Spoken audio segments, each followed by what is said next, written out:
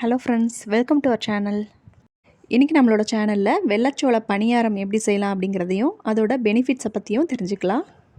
வெண்சோளம் சிறுசோளம்னு சொல்கிற வெள்ளச்சோளத்தில் நிறைய health benefits இருக்குது. நம்மளோட முன்னோர்கள் கம்பு ராகிக்கு அடுத்தபடியாக இந்த வெள்ளச்சோளத்தை அதிகமாக பயன்படுத்தினதாக சொல்கிறாங்க. நாளடைவில் இந்த வெள்ளச்சோளம் பயன்பாடு ரொம்ப குறைஞ்சிருச்சு.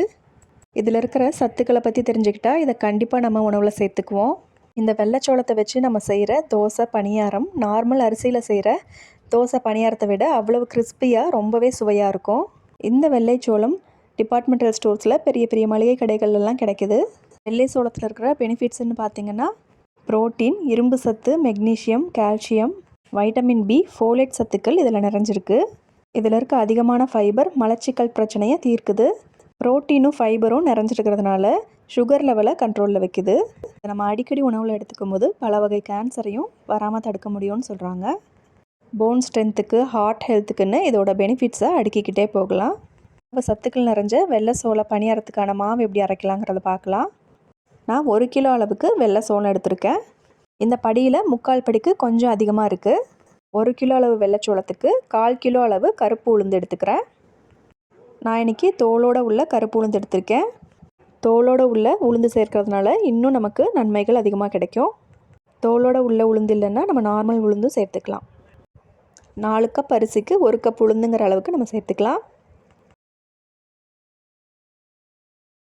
1 டேபிள் ஸ்பூன் அளவுக்கு வெந்தயம் சேர்த்துக்கிறேன். இதை 3-4 வாட்டி நல்லா வாஷ் பண்ணிவிட்டு 5லேருந்து 6 மணி நேரத்துக்கு நல்லா ஊற வச்சுக்கலாம். நல்லா ஊறினதும் கிரைண்டரில் சேர்த்து எப்பயும் போல் நல்லா நைஸாக ஆட்டி எடுத்துக்கலாம்.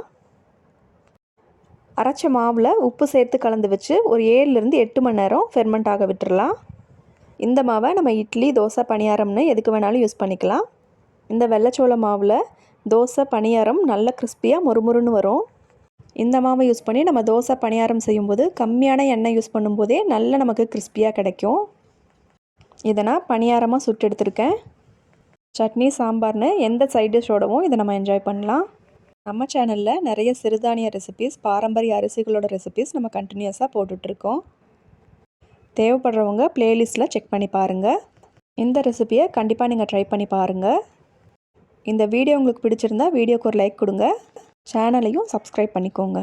உங்களோட ஒவ்வொரு லைக் அண்ட் சப்ஸ்கிரிப்ஷனும் எனக்கு இன்னும் நிறைய ஹெல்த்தியான வீடியோஸ் அப்லோட் பண்ணுறதுக்கு ஒரு மோட்டிவேஷனாக இருக்கும். தேங்க்ஸ் ஃபார் வாட்சிங் friends. Have a good day.